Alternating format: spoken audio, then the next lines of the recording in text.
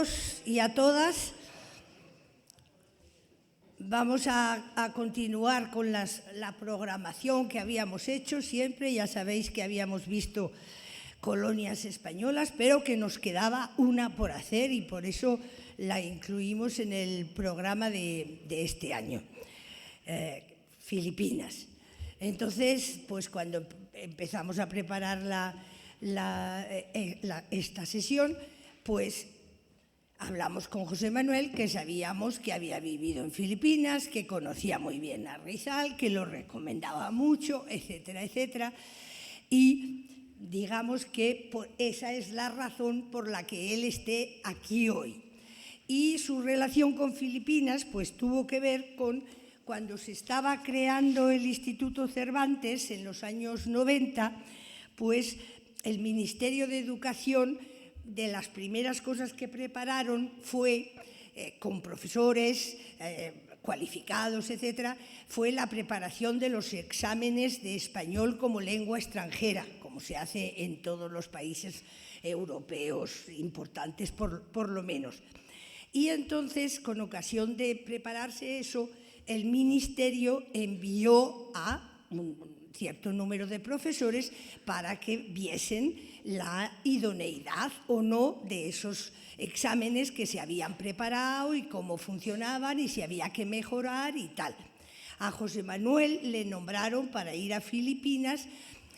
Bueno, lo de Filipinas no tiene que ver por qué, pero el por qué es porque en ese momento él era presidente de la Asociación de Profesores de Español y entonces pues tenía su trabajo en el instituto, pero estuvo un tiempo en Filipinas evaluando eso. Entonces, que fue a Manila y se interesó mucho por la herencia española en esa colonia y etcétera, y allí fue donde descubrió a Rizal, donde lo leyó entero, no sé si en aquellos días, pero lo leyó entero, lo conoce perfectamente y de alguna manera por eso lo encontrábamos idóneo para que hiciera la presentación de este libro hoy. También esta obra exactamente fue la que él editó cuando se creó la Biblioteca Iberoamericana y Filipina en la conmemoración del 5º centenario de la conquista, digamos, de la creación de nuestras colonias, etc. Y ahí se puso en contacto con Jorge Ordaz para que fuera él el que hiciera el prólogo. Aquí hoy va a ocurrir que tenemos ediciones distintas, por lo menos en el grupo nuestro lo hemos comprobado, que son ediciones distintas y hay algunas que francamente adolecen de no tener un buen prólogo. Por ejemplo, la que yo tengo, que es esta, no sé si la tendréis algunos más, pues no tiene ninguna presentación.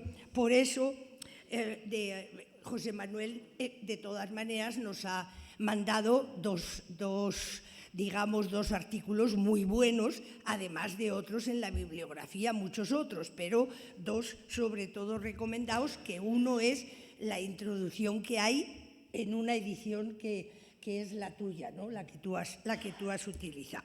Bueno, entonces, esa edición que hizo José Manuel cuando editó este libro para la Biblioteca Hispanoamericana y Filipina es la primera versión moderna de este libro, que había sido ya, porque la primera fue en 1910, pero desde entonces no se había vuelto a publicar en España.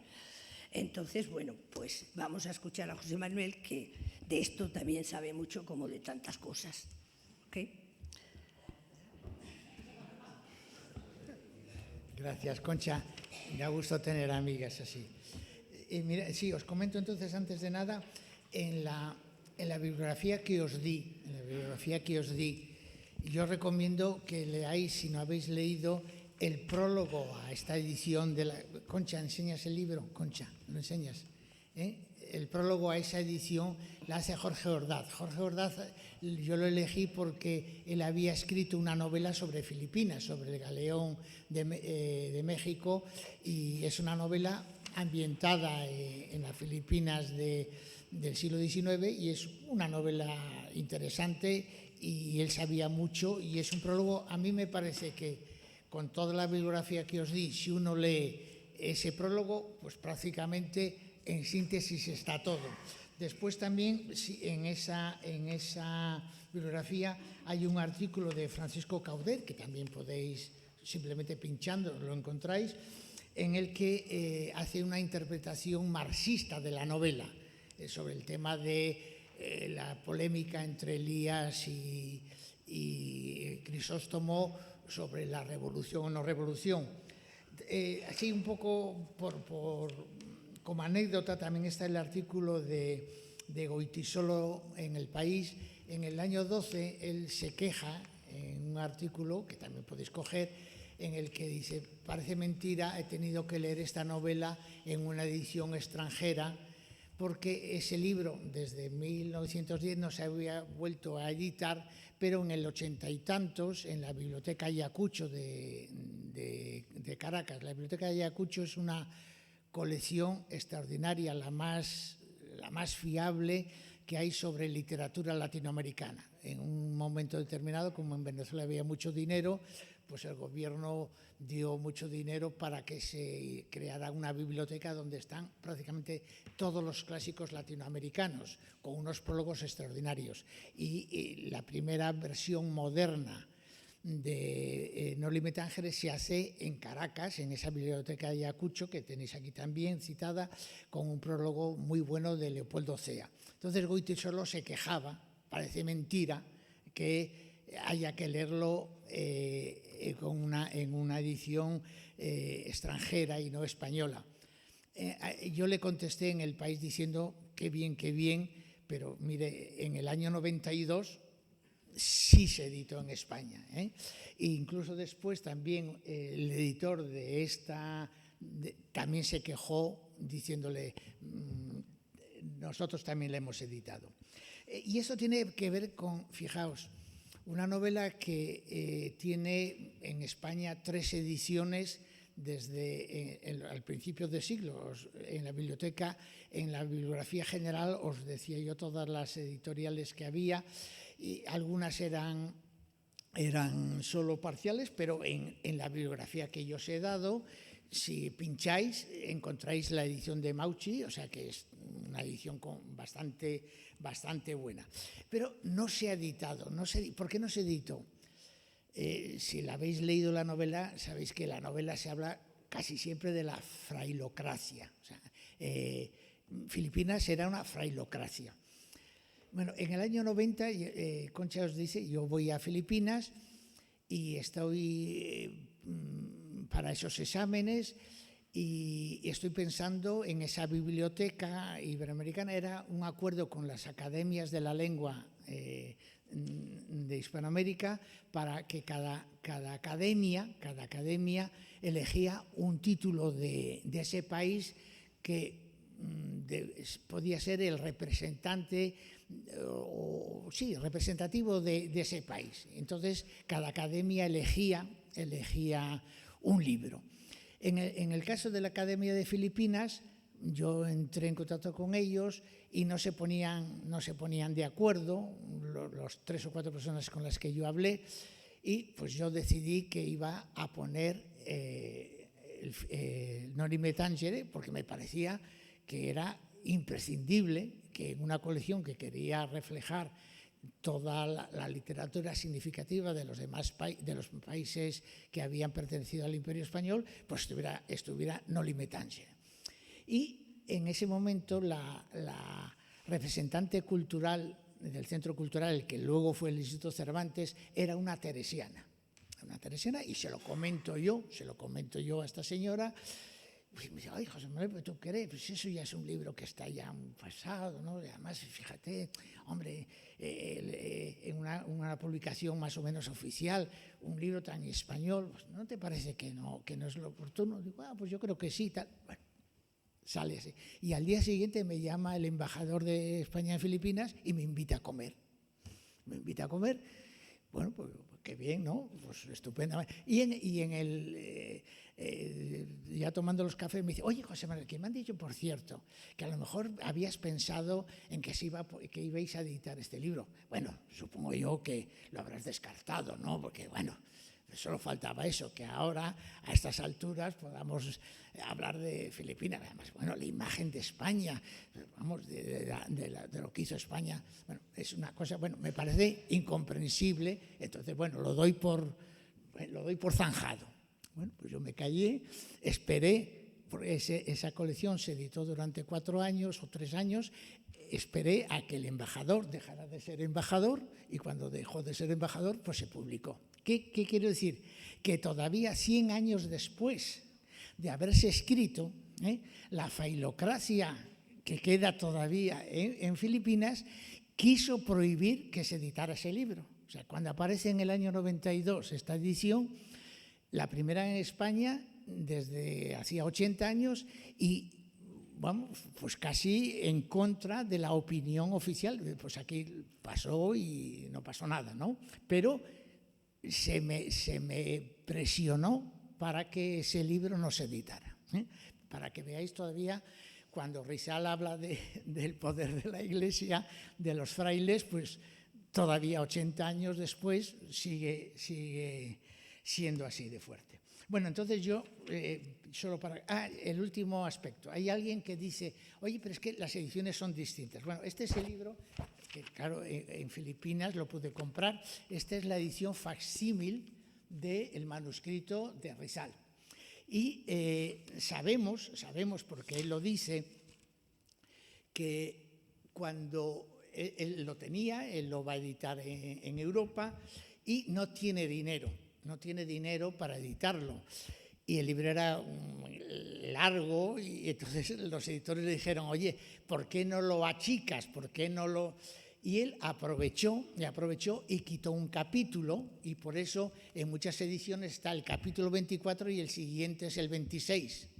Bueno, y en otros no aparece, y hay algunos que sí que aparece. Y aquí está tachado el capítulo que en algunas ediciones, en la nuestra, ¿sí? ¿Lees el título del capítulo 25?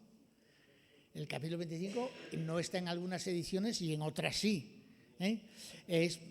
Y es muy curioso, yo creo que lo quitó y yo creo que fue un acierto.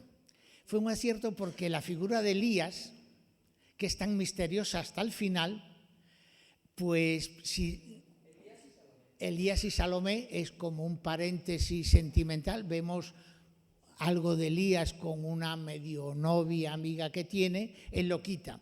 Y también en algunas ediciones veréis que aparecen frases que en otras no aparecen.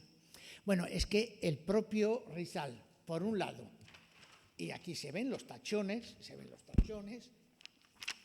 cuando él tiene el manuscrito y lo tiene que llevar a la imprenta y está durante un mes en la imprenta, fijaos, una imprenta, me parece que era belga, que no sabía en español, encima con un manuscrito así, porque él escribe de esta manera, había muchos errores. Entonces él aprovecha, y lo dice en una carta, para quitar algunas frases que eran especialmente hirientes. Yo mismo, claro, cuando en algún momento dado tenía algunas frases, después en alguna otra edición, digo, pues eso no está.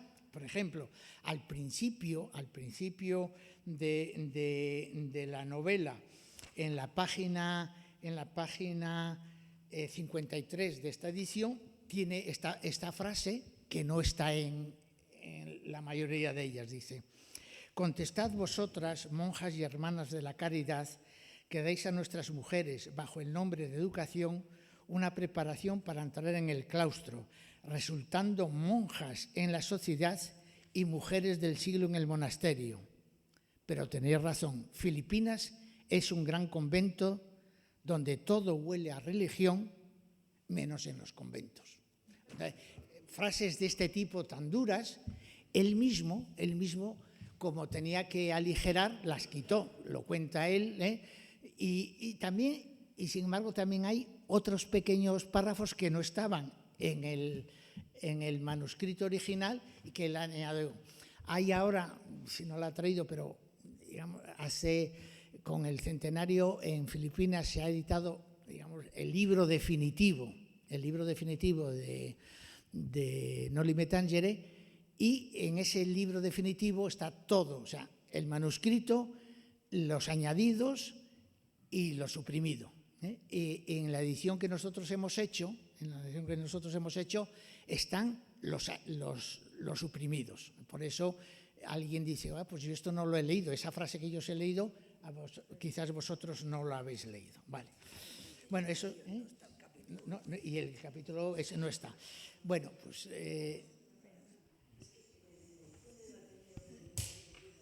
sí. Sí. Sí. Como subtítulo. Sí, porque el país de los frailes es un subtítulo que puso el editor y no Rizal. No lo puso Rizal. Vale. Bueno, como no sé hasta qué punto se ha leído, digo dos cositas de Rizal, pero vamos, yo os digo, os recomiendo que leáis el prólogo de Ordaz, que lo tenéis si picáis, si queréis incluso el mamotreto mío de 4 notas sobre Rizal, pero unas pocas cosas. En el primer artículo que yo os mandé de la reducida, hay un artículo de Agni Tranvaux que se titula Surgimiento de un sentimiento independentista en Filipinas en el siglo XIX, que está muy bien porque nos indica cómo a todo lo largo del siglo XIX hubo ya momentos de lucha de independencia antes de llegar al 96. Y recordad que en el filibusterismo, que es la segunda novela de Rizal, dice, a la memoria de los presbíteros don Mariano Gómez, 85 años, don José Burgos, 30 años, y don Jacinto Zamora, 35 años, ejecutados en el patíbulo de Bagumbayán en el 28 de febrero del 72. Esa fue la primera gran revuelta, en la que participaron, entre otros, 3 sacerdotes indígenas y que fueron ajusticiados. Y el filibusterismo está... Y, de hecho, en Noli Me Tangere hay alguna referencia a estos padres y alguien dice, no los toques, no los menciones, no los menciones. Bien. Lo más sorprendente de Rizal es que es un hombre que muere con 35 años. O sea, cuando todavía la mayoría de nosotros estábamos empezando a leer, él ya ha escrito 2 novelas, obras de teatro, ha publicado en periódicos artículos fundamentales para la historia de Filipinas.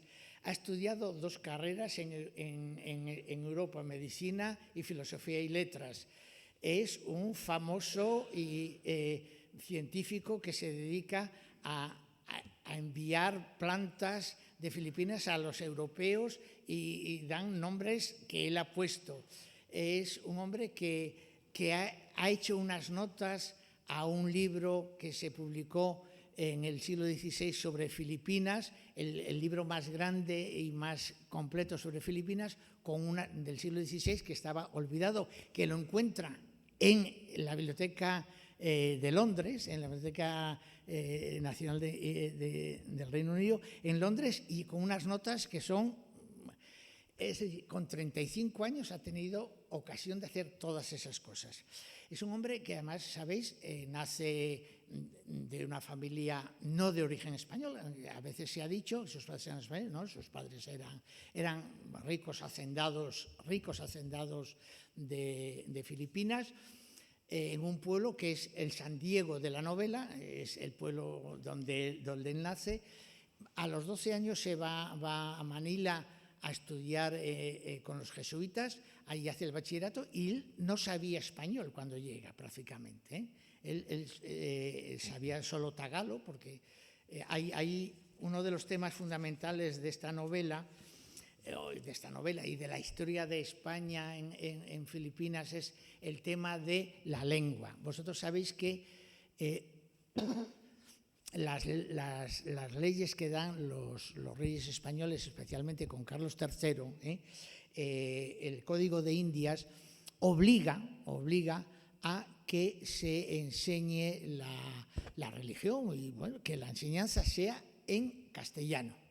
Y en Latinoamérica, aunque al principio se enseñaban en las lenguas indígenas y gracias a esos frailes tenemos algunas gramáticas indígenas que si no se hubieran perdido, pero en Filipinas prácticamente nunca se enseñó el castellano a la población indígena. Y de hecho recordáis más de una vez cuando el maestro quiere hacer la escuela, quiere hacer una escuela moderna y habla con el cura y le hablan en castellano, el cura dice, sí, tú no hables habla en tagalo.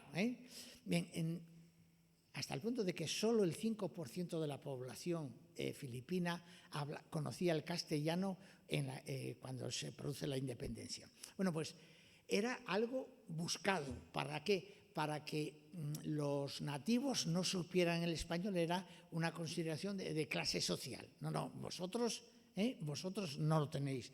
Dice, en el año 87 escribe un jesuita, dice, el principio de la enseñanza en castellano, sancionado por el Código de Indias, reclamado por muchos celosos funcionarios y exigido, si se quiere, por el progreso del siglo, debe considerarse funesto para el país, para la religión y para la política.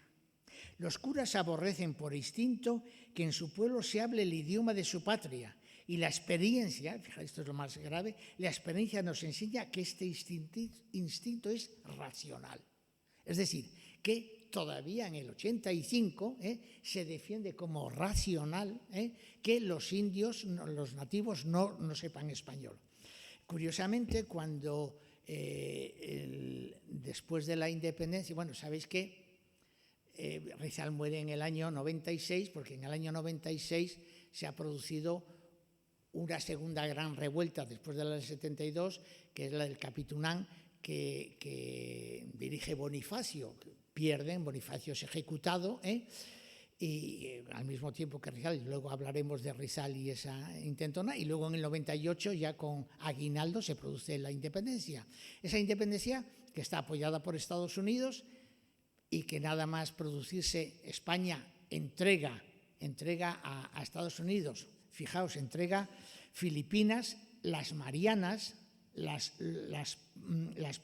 Carolinas, las vende a Alemania, o sea que a Estados Unidos les vende Filipinas, pero estas otras, las Marianas y las Carolinas, las vende a Alemania por 25 millones de pesetas. Bueno, cuando vende Filipinas a Estados Unidos, se produce una guerra entre Estados Unidos y los Filipinas. O sea, por así decirlo, Aguinaldo, que era el líder independentista una vez muerto Bonifacio, con ayuda de los americanos, le ayuda a los americanos para echar a los españoles, pero los americanos cuando llegan allí se quedan.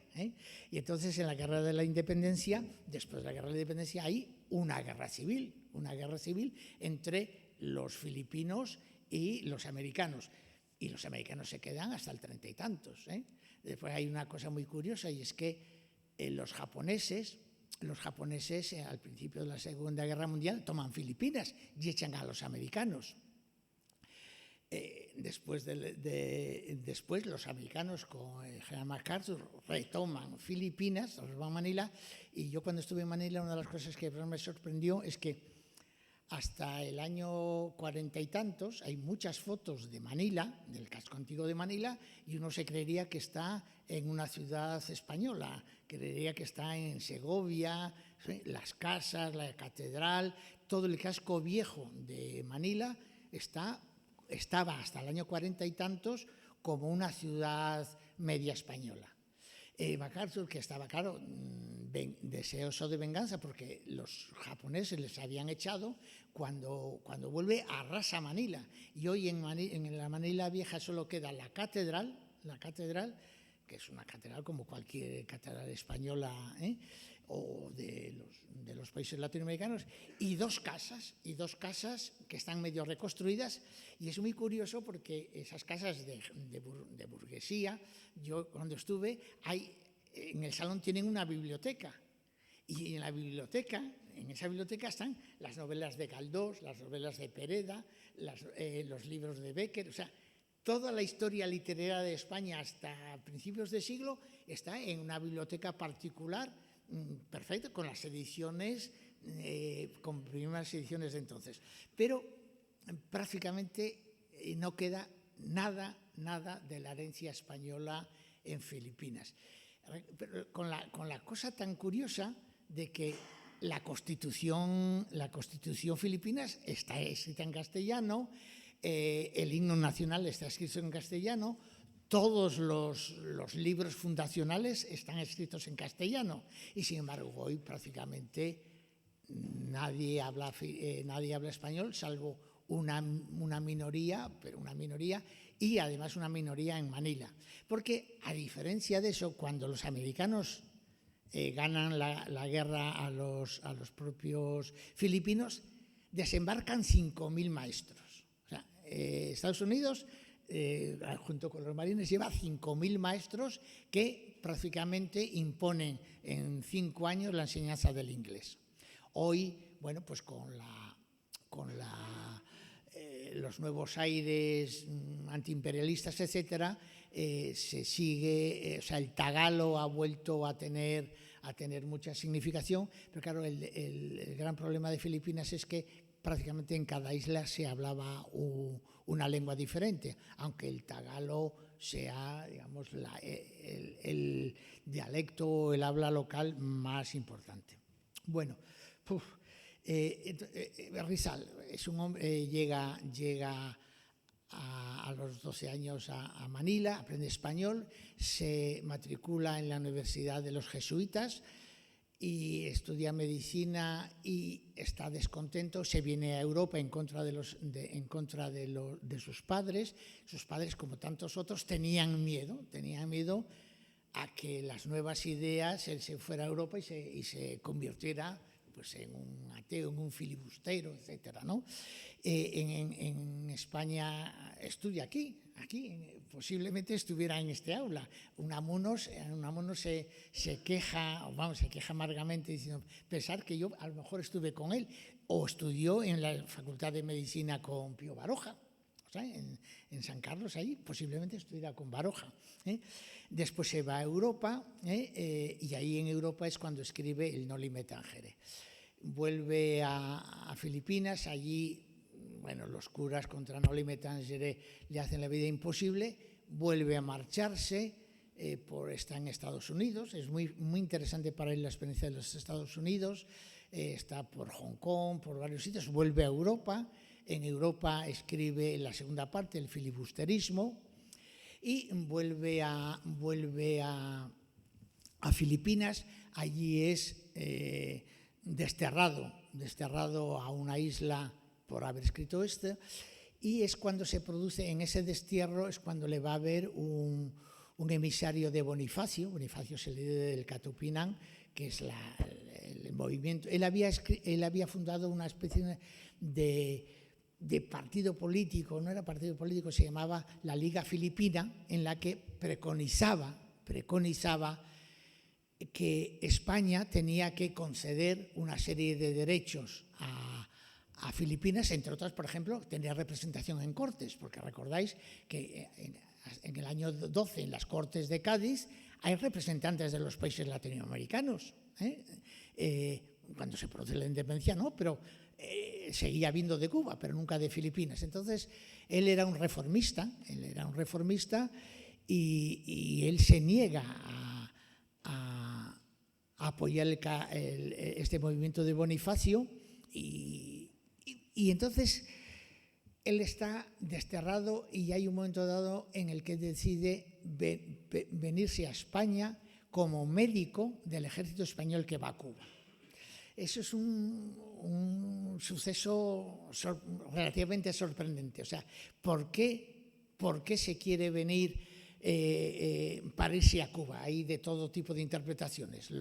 Unos dicen, claro, que bien iba a Cuba para buscar la alianza de los independentistas cubanos con los independentistas filipinos, podía ser. Otros dicen simplemente porque estaba harto de estar desterrado en esa isla donde no podía salir. El caso es que él, con recomendación del capitán general, viene a España, viene con un contrato para irse de médico a Cuba del ejército español, pero cuando llega al puerto de Manila, desde la isla donde está, el barco ha salido. El barco ha salido y tiene que esperar un mes. Un mes en el que no le dejan salir a tierra, está en otro barco esperando que llegue el barco que lo ha traído de España, y en ese momento se produce la revolución de Bonifacio. Y bueno, pues entonces le acusan a él, y cuando viene a España, cuando llega a España, a Barcelona, resulta que en Barcelona tienen la orden de llevarlo a juzgarlo a Filipinas. Lo llevan a Filipinas, lo juzgan y lo condenan y lo fusilan en el 96. Esa es un poco la historia de él. Él ha escrito, ya os he dicho varias cosas, pero sobre todo me interesan las dos novelas que son Noli Me Tangere y El filibusterismo. Hay un momento dado muy bonito en la novela,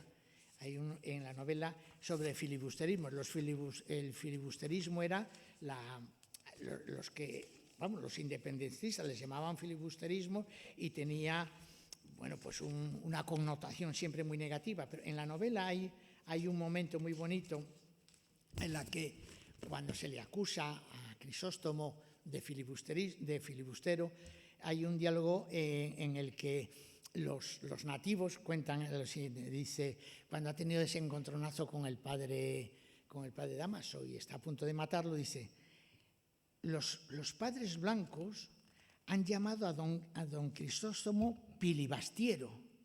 Y es malo este nombre, se atreve al fin a preguntar el rudo aldeano. Lo peor que un cristiano puede decir a otro. Peor que tarantado y zaragote. Si no fuera más que eso, me han llamado varias veces así y ni siquiera me ha dolido el estómago.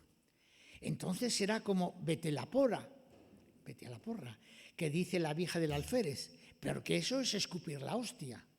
Pues peor que escupir la hostia en Viernes Santo, contestaba gravemente. Ya os acordáis de la palabra ispichoso, que bastaba aplicar a un hombre para que la Guardia Civil se lo llevase al destierro a la cárcel. Pues pilibastiero es mucho peor. Según decían el telegrafista y el directorcillo, pilibastiero dicho por un cristiano, un cura o un español a otro cristiano, como nosotros, parece Santus Deus, con requintiernan.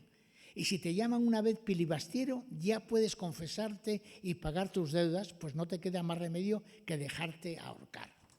Entonces, él en la segunda novela, lo filibusterismo, porque de alguna manera Juan Crisóstomo en la segunda novela se podrá considerar un filibustero. Bien, él escribe en la novela, al principio de la novela, A mi patria, donde explica un poco la intención, por qué escribe esta novela. Ahí él en una carta, porque es muy interesante, como Rizal es el héroe nacional, es el José Martí de Cuba, pues es así es Rizal. Él está editado casi todo, gran parte del epistolario, son 3 tomos de cartas de Rizal. Hay unas de ellas, él con los científicos europeos escribía, hay todo un epistolario de 100 y pico cartas en alemán, con el Brumetrit, escribe en alemán como nosotros en castellano. Bueno, pues a uno de los grandes próceres del filipinismo en España, que es Félix Resurrección Hidalgo, le explica por qué escribe esta novela. Dice: el libro contiene cosas de las que nadie entre nosotros ha hablado hasta el presente. Son tan delicadas que no pueden ser tocadas por ninguna persona. En lo que a mí toca, he intentado hacer lo que nadie ha querido. Él toca, o sea, no le metan, no me toques. Él quiere tocar lo que nadie. He descrito el estado social, la vida, nuestras creencias, nuestras esperanzas, nuestros deseos, nuestras quejas, nuestros agravios. He desenmascarado la hipocresía que bajo el manto de la religión nos empobrece y embrutece. He distinguido la verdadera religión de la falsa, de la supersticiosa, de aquella que comercia con la sagrada palabra para coger dinero. He desvelado lo que se esconde detrás de las palabras engañadoras y brillantes de nuestros gobernantes. He dicho a nuestros compatriotas nuestras equivocaciones, nuestros vicios, nuestras culpables y cobardes complacencias con esta miseria. Los hechos que cuento han sucedido y son todos reales, puedo probarlo. Mi libro tiene sin duda defectos desde un punto de vista artístico-estético. No digo que no, pero lo que no se me puede contestar es la imparcialidad de mis narraciones. Y de hecho, algunos contemporáneos suyos identificaban los distintos personajes de la novela con personajes reales de la vida.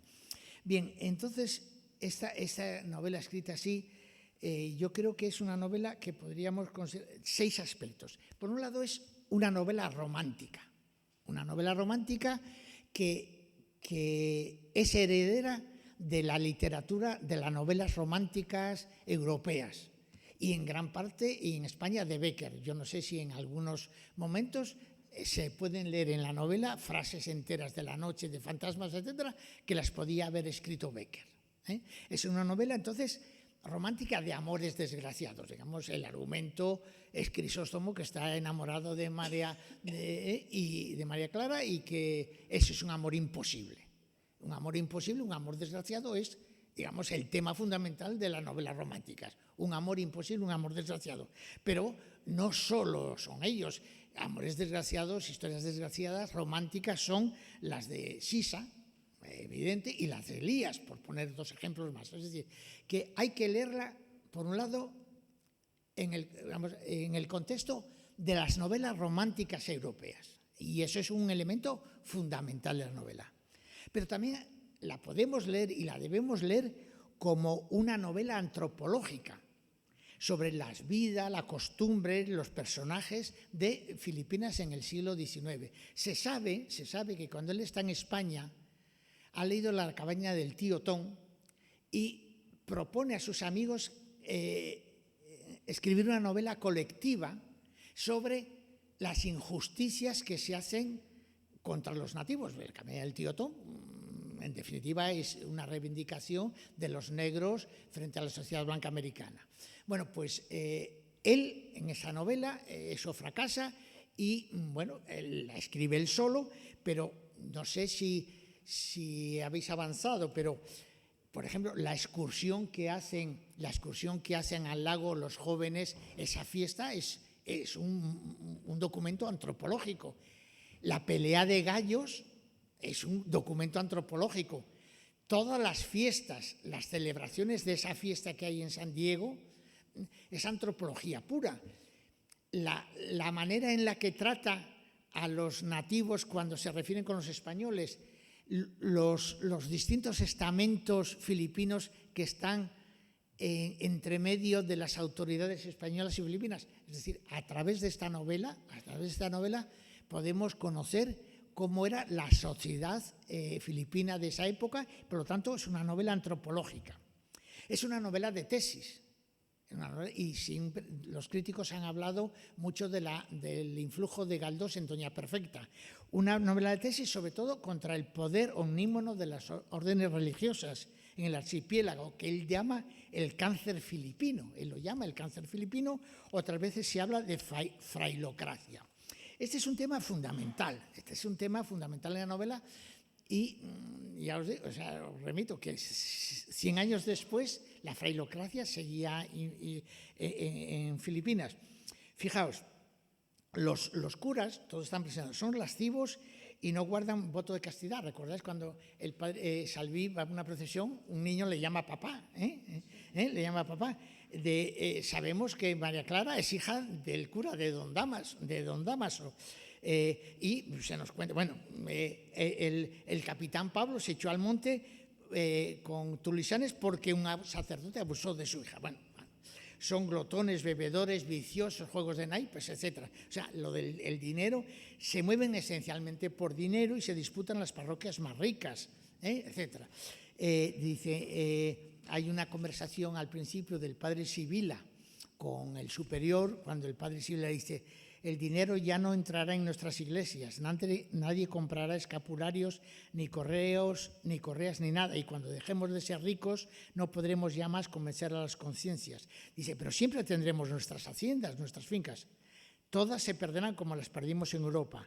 Y lo peor es que trabajamos para nuestra misma ruina. Por ejemplo, este afán desmedido de subir cada año a nuestro arborío el canon de nuestros terrenos, ese afán que en vano he combatido en todos los capítulos, ese afán nos pierde. El indio se ve obligado a comprar tierras en otras partes que resultan tan buenas o mejores que nosotros. Bueno, eso era tremendo.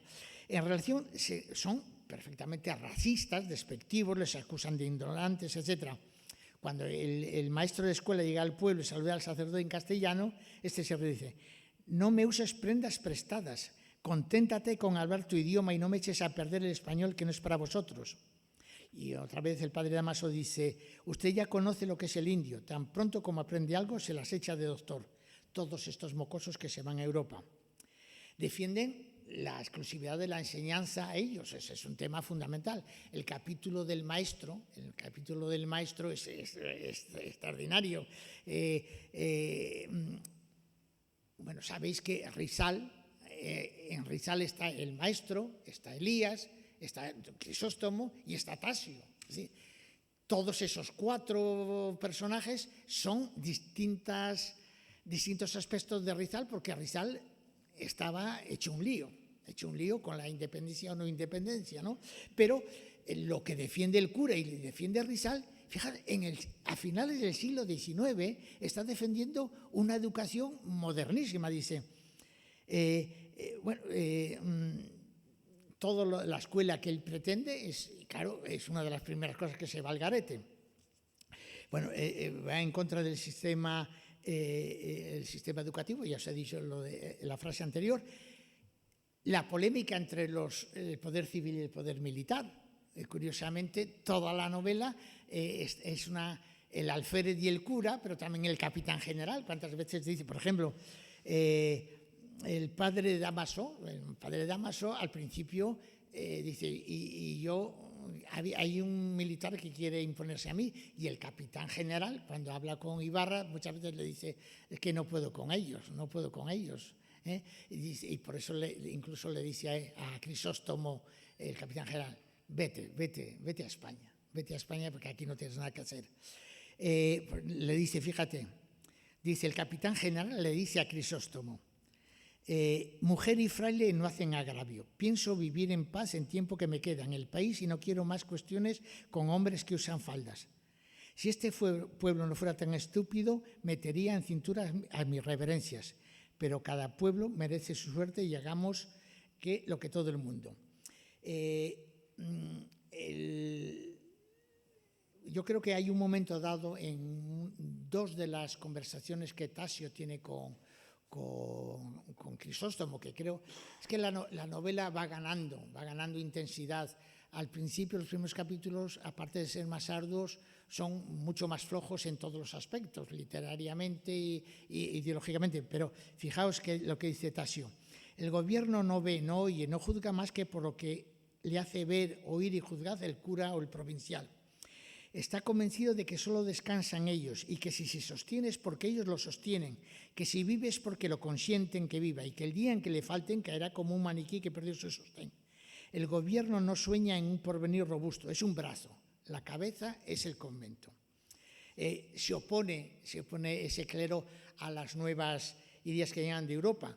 Es muy interesante comparar lo que está ocurriendo hoy en el mundo con el Estrecho de Ordaz, con lo que pasa en la novela con el Canal de Suez. Dice una vez, ya se ve desde que el Canal de Suez se ha abierto. El Estrecho de Hormuz, ¿qué he dicho? Ahora, sí. de Orgaz. De Hormuz. Y ahora, se ha abierto, la corrupción ha venido acá. Antes, cuando teníamos que hablar en Cabo, ni venían tantos periódicos, ni iban otros a perderse. Eso lo comenta el cura. Y sin embargo, Tasio dice lo contrario. Gracias a que el canal de Suez se ha abierto, los jóvenes pueden ir a Europa, etc. También habla mucho de las discusiones entre los dominicos, agustinos, jesuitas. Él, que ha estudiado en los jesuitas, defiende a los jesuitas, pero es muy, muy interesante porque hay un momento donde dice, le dice a alguien que defiende a los jesuitas, dice, bueno, es que los jesuitas, que en Europa son reaccionarios, aquí están avanzados. Bien, este tema del cáncer filipino, que es el de los sacerdotes, es uno de los temas fundamentales de la novela. Hay que leerla también una novela como una novela política. Una novela es esencialmente política, es antipolítica, sobre las relaciones entre la colonia y la metrópoli. Y por así decirlo, ya os decía que Rizal está representado por estos 4 personajes, porque son los que manifiestan todos que tienen que cambiar las cosas.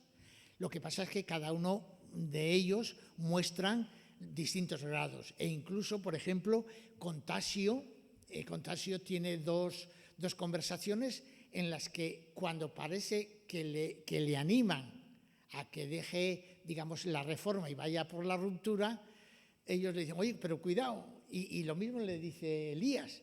Cuando le han ocurrido todas las desgracias a Crisóstomo, y Crisóstomo entonces dice, aquí esto no es posible, vamos a hacer la revolución, los mismos que le han empujado, pues están, oye, ten cuidado donde vas. Vamos a ver, ahí por lo menos yo quisiera deciros que hay el capítulo 23, el capítulo 26, el capítulo 45, el 49 y el 61, y fijaos que todos están en la segunda parte, repito, el 26, el 32, el 45, 49 y 61 son fundamentales para entender el contenido político de la novela. Pero la novela también es una novela filosófico-existencial. La novela hay que leerla sobre el sentido de la vida, sobre la importancia y el sentido de la religión, porque, vamos a ver, Rizal está criticando a los curas, a los frailes, pero, por así decirlo, porque no están cumpliendo con el Evangelio. O sea, no es una crítica antirreligiosa, sino es una crítica desde la propia religiosidad de Rizal, sobre la educación, etc. Yo aquí os remitiría sobre todo a los capítulos 19 y 53, donde creo que Rizal, se sintetizan aquí las ideas de Rizal sobre, pues, el sentido de la vida, etc. En ese sentido, bueno, me parecen unas reflexiones de mucha madurez. Bien, os digo que esta novela, si cuando lleguéis, los que lleguéis y los que habéis llegado, acaba un poco en no se sabe qué ha sido de Crisóstomo. Sabemos que Elías ha muerto, porque se incinera, queda el tema que le dice, y cava aquí y coge las joyas que hay. Se lo ha dicho también a Crisóstomo, vete, pero antes coge todas estas joyas que hay. Sabemos que Elías muere, sabemos que María Clara se ha ido al convento, sabemos de casi todos lo que ha pasado. A don Filipo y el capitán Basilio han salido relativamente bien parados, Tasio se ha muerto, pero ¿qué es de Crisóstomo? Bueno, la novela, él piensa que dejándolo así puede ocurrir otra cosa. Recordad que él había leído mucho la literatura europea de entonces, y uno de los libros de entonces más famosos era El Conde de Montecristo. El Conde de Montecristo es un personaje, un pescador, bueno, un señor que tiene barcos, etcétera, es encarcelado injustamente en una prisión en la isla allí que está enfrente de Marsella. De allí sale casi imposible salir, y al cabo de unos meses o de unos años llega a Marsella un conde de Montecristo que lo que quiere es hacer justicia y vengarse. Bueno, pues ese conde de Montecristo es el antiguo prisionero. Bueno, pues aquí va a aparecer un tal Mimún, un personaje que viene de Europa, muy rico, que parece que conoce mucho Filipinas, y poco a poco vamos sabiendo que ese Mimún, que aparece en la segunda parte, es Crisóstomo. Crisóstomo, que ha conseguido gracias a que Elías, ¿recordáis? Elías se tira al río, al lago, para que le sigan, y la barca en la que está Crisóstomo oculto, pues no se sabe qué, bueno, pues se nos cuenta que él consigue llegar a tierra, se va a Europa, vuelve rico, y entonces él va a hacer lo contrario que había hecho Crisóstomo. Se apunta a las ideas de Elías, y bueno, pues busca la destrucción, por así decirlo, de España. Claro, este libro, este segundo, es el que condena definitivamente a Rizal. Es decir, aunque cuando se le juzga no hay ninguna prueba de que Rizal esté, porque el movimiento independentista le había hecho presidente de honor, aunque él lo había rechazado, pero figuraba como presidente de honor. Entonces, no hay pruebas, y es más, el capitán general ha escrito una carta a las autoridades españolas diciendo que ese señor no tiene nada que ver, etcétera, etcétera, pero lo que le condena es el haber escrito filibusterismo. Porque dicen, un señor que escribe esto está llamando a la revolución. Y voy a terminar ya. Para entender ese final de Rizal, hay que leer, y en el material que os di, ponía otros textos de Rizal. Yo sí que, si tenéis curiosidad, sí que me parece interesante que los leyerais, porque son 3 textos que escribe Rizal al final de su vida. Bueno, algunos de ellos, sobre todo el manifiesto a ciertos filipinos, que los escribe ya estando encarcelado, en espera de juicio, las 3 cartas que escribe la víspera de su muerte a su familia, que son muy interesantes para conocerlo, y bueno, pues algunos otros textos que los podéis copiar. Bueno, y estando en el juicio, estando todavía para enjuiciarse, escríbese manifiestos a ciertos filipinos, que os lo tengo fotocopiado, lo podéis recoger, pero dice él: desde un principio, la primera vez que recibí información de lo que se estaba planeando, me opuse a ello, luché contra ello y dejé claro que era absolutamente imposible. Esta es la verdad y todavía están vivos los que pueden testificar mis palabras. Estaba convencido de que la propia idea era totalmente absurda. Peor que absurda, era desastroso. Hice más que esto. Cuando más tarde, a pesar de mis advertencias, estalló el levantamiento, me adelanté voluntariamente para ofrecer no solo mis servicios, sino mi vida e incluso mi buen nombre, para que fuera utilizado de cualquier modo que ellos consideraran oportuno para ahogar la rebelión. Este texto, curiosamente, lo escribe él, pero las autoridades, este texto no apareció hasta 1961. Es decir, este texto en el que él, cuando está siendo juzgado, está diciendo esto, las autoridades lo guardaron y hasta 1961 no apareció este documento, porque claro, era un documento en el que se exculpa totalmente. Dice, porque estaba convencido de los males que esa rebelión iba a traer consigo y consideraba, por lo tanto, un privilegio si a cualquier sacrificio yo podía evitar tanto sufrimiento inútil. Esto también está registrado. Compatriotas, he dado muchas pruebas de que deseo, tanto como cualquiera de vosotros, libertades para nuestro país y continúo deseándolas. Pero deje claro, como un requisito previo, la educación del pueblo, de manera que a través de tal instrucción y mucho trabajo el pueblo pudiera adquirir una personalidad propia de hacerse menor de tales libertades. Está defendiendo un programa reformista, que es lo que Caudet le reprocha en ese artículo marxista, porque dice, está haciendo la revolución sin el pueblo, o sea, la ilustración. En mis escritos he recomendado el estudio y las virtudes cívicas sin las cuales no hay redención posible.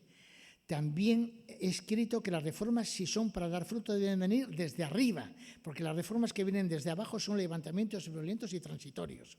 Totalmente empapado de estas ideas, no puedo por menos de condenar y condeno este ridículo y bárbaro levantamiento, conspirado a mis espaldas, que nos deshonra a los filipinos y desacredita a los que puede haber tomado a nuestro lado. Abomino de los crímenes de los que éste es responsable y tendré parte en él.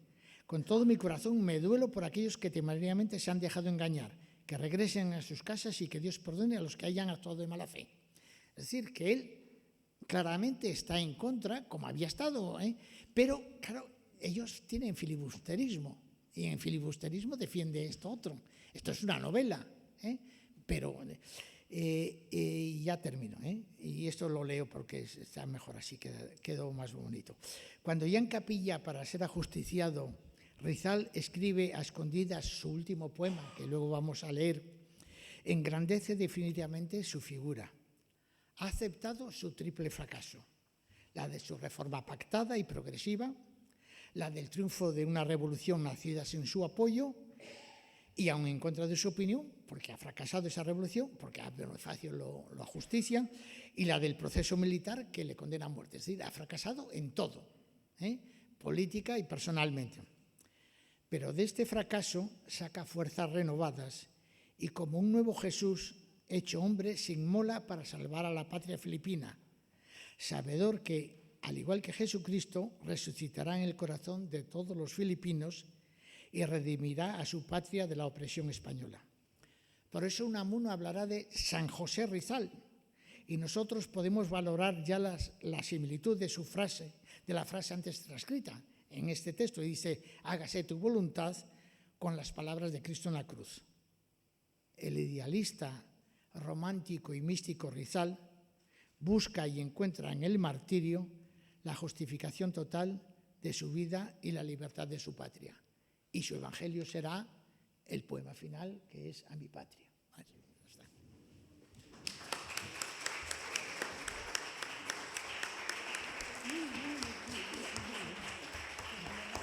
Gracias.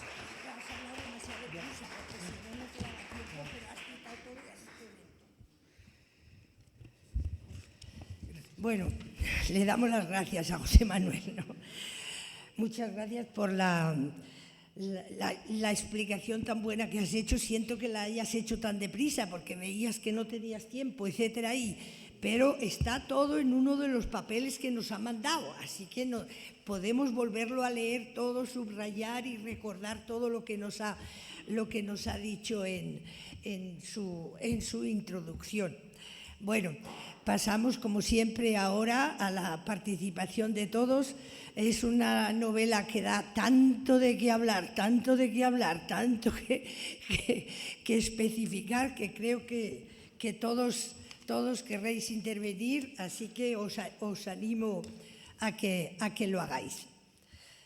Como siempre, levantáis la mano y Pepe nos da el micrófono, lo ponéis bien cerca de la boca para que se pueda oír bien y se quede bien grabado lo de todos y...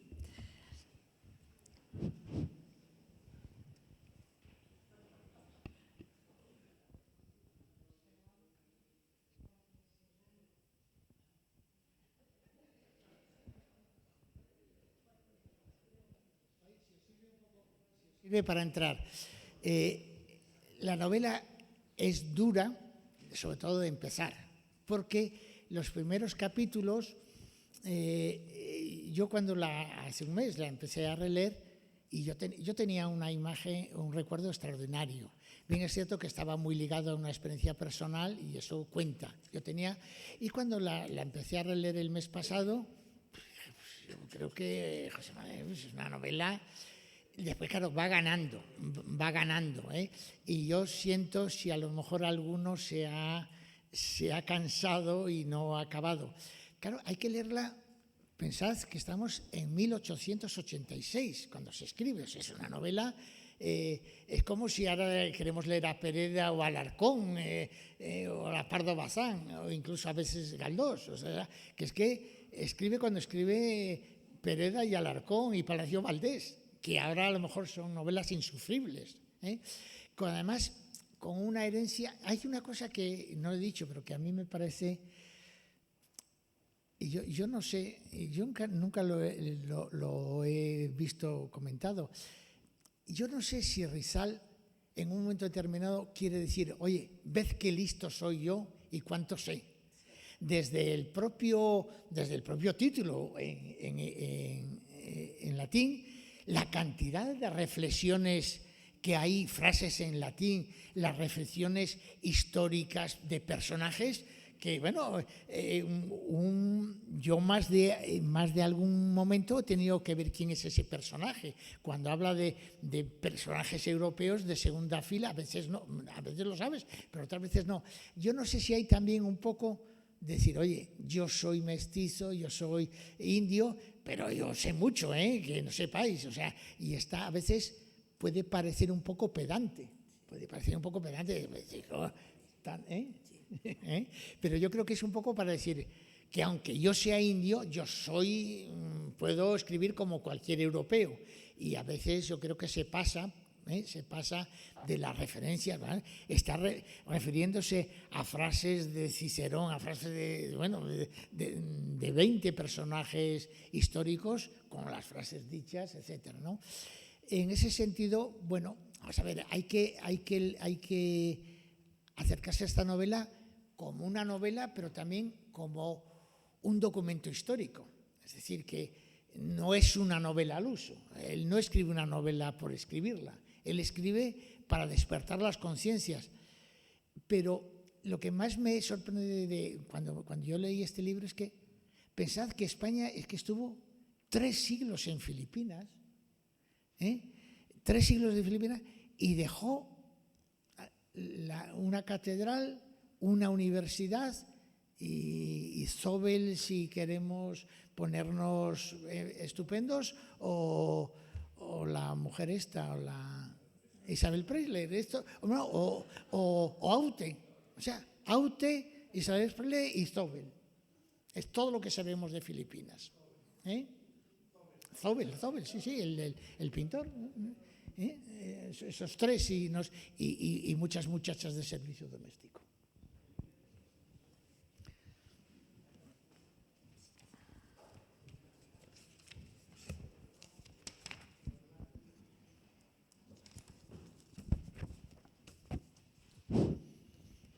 De todas formas, creo que aparte de esas 3 figuras tan maravillosas, también llevamos lo peor que había aquí, porque todos los que llegaron allí o eran que no habían terminado la carrera, pero llegaban allí diciendo que eran, bueno, o sea, de doctores para arriba, o eran los curas que aquí no se querían en ningún sitio, o eran los guardias civiles, pero lo peor de la Guardia Civil, porque aquí en España se supone que sí consiguieron quitar el bandolerismo, pero allí llegaron y fueron ellos los bandoleros. Entonces, creo que también dejamos algo que no era precisamente muy bueno ni muy agradable allí en Filipinas.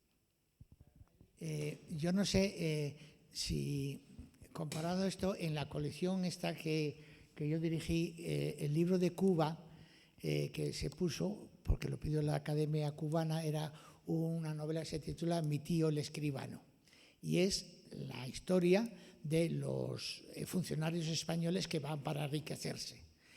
Aquí en la novela se ve incluso los que mejor van, dicen, bueno, yo al final me voy a retirar, tendré mi casita en Madrid, es decir, iban a hacer dinero y venirse con un retiro, y los que mejor podían querer algo, en cuanto se enteraban de las cosas, se volvían. Por lo tanto, ahí sí que él lo está diciendo muchas veces, sobre todo de los altos políticos que van, que incluso los que tienen buena voluntad, pues se vuelven y llegan otros nuevos y pasa lo mismo. Incluso Su Excelencia, sí, lo primero que dice es, bueno, yo sí quiero hacer cosas y no sé qué, pero yo me voy a ir y de aquí, vamos, no me voy a molestar mucho, porque sé que hay ciertas, las órdenes sobre todo, el arzobispo, que van a ir en contra mío. Entonces yo ahí lo que quiero es retirarme y retirarme bien. O sea, no hay voluntad real a ningún nivel. Gracias, José Manuel, porque eres tan brillante que nos has dejado en shock. De verdad, muchas gracias. Pues te quiero preguntar, ¿qué sabes de Rizal como pintor o escultor, si queda algo? Sí. Y luego voy a ser transgresora y empezar por el final del hoy y aquí, en Madrid.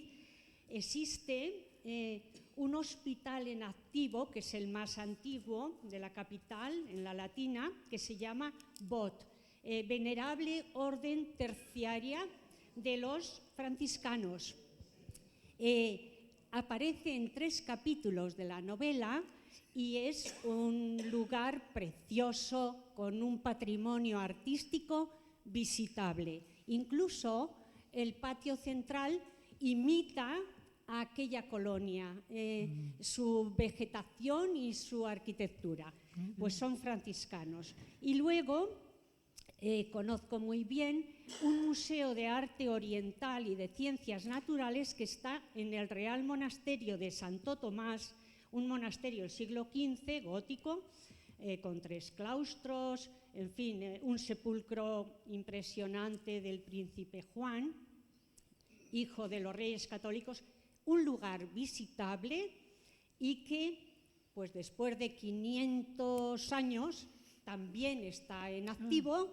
He conocido seminaristas de aquellos países, no hablan español, pero están ahí como aspirantes a dominicos. Quise hablar con ellos, hablan muy poquito español, pero entendí que con frecuencia vienen colonias de allí para ser futuros dominicos. Hablo de Birmania o esos países, no tanto Filipinas, pero sí del Extremo Oriente. O sea que tengo esas experiencias. A raíz de esta novela he querido conjugar estas emociones de hoy con lo que yo conozco personalmente. Así que gracias. Ay, pues luego voy a tomar nota porque no algo de lo que queda aquí es en la Avenida Filipinas el busto de Rizal. Supongo yo que lo habéis visto. En la bibliografía os citaba un libro extraordinario que en el año 2011 se hizo en la Biblioteca Nacional una exposición sobre Filipinas y España extraordinaria, y de allí se editó un libro que lo cito aquí, coordinado por María Dolores Elizalde, que era la comisaria de la exposición, que se llama Entre España y Filipinas, José Rizal, escritor. Es un libro extraordinario porque en él hay aspectos históricos, literarios, etcétera.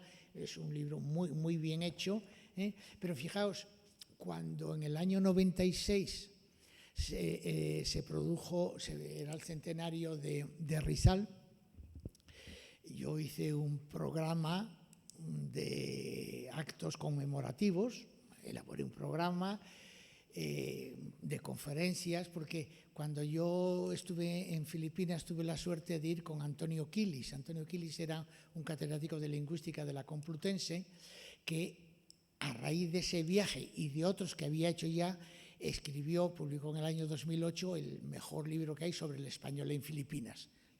Porque yo recuerdo que estuvimos 10 o 12 días allí porque era mucho más barato, que nos pagaran la estancia y para el billete de ida y vuelta que venirnos al día siguiente del examen. Entonces Quilis aprovechó para irse a varias islas a coger testimonios de las huellas del español, y es el único libro que hay hoy moderno sobre el español en Filipinas, de Antonio Quilis. Bueno, pues yo quise hacer un homenaje a Rizal en el centenario de su muerte, con aspectos históricos, lingüísticos, literarios, etc.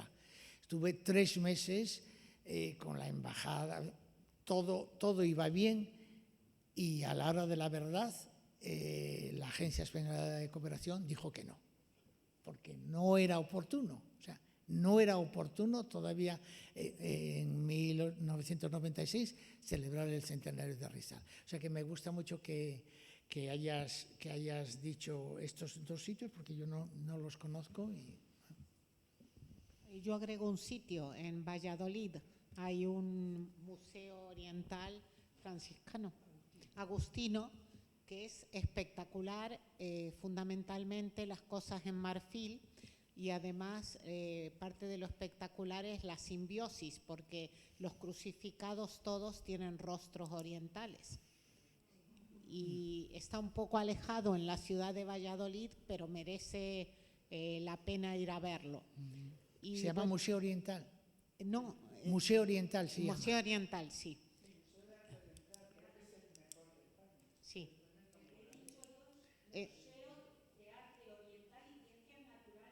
Tú hablabas del de Ávila, ¿no? Sí, hay otro en Valladolid. Y bueno, para mí fue una lectura que me abrió puertas porque ignoraba casi todo.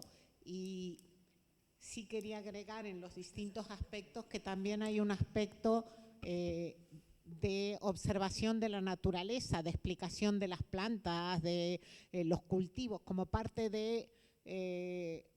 del paisaje y también lo que dijiste de la antropología. Y creo que es una lectura muy estimulante y, como también dijiste, nos dice cosas sobre lo que pasa ahora, porque hay un poco que ponerse a pensar cuando España vende Filipinas, vendió un punto estratégico para el futuro desarrollo del mundo. Y además, normalmente pensamos, o lamentablemente yo lo pienso, al mundo, digamos, si se piensa desde América, por el Atlántico. Y este libro nos sitúa a lo que fue conquista y colonización por el Pacífico. Todas las relaciones que Filipinas tuvo con México, con Perú, etcétera, que yo creo que en general desconocemos. Y como tal me pareció una lectura espléndida.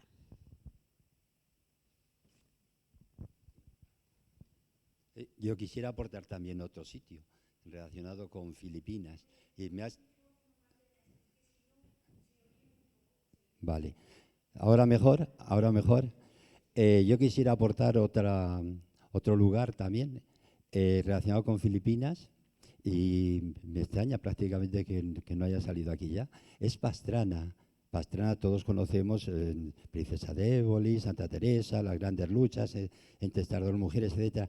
Pero hay un museo de ciencias naturales y prácticamente se dedica más a la fauna que a la flora. Y la fauna es impresionante. Si alguna vez vais por allí, yo creo que sí que merece la pena el verlo. Y ese debe de estar relacionado, pero ahí ya no lo afirmo, con franciscanos, que ellos traerían poco a poco desde Filipinas a España.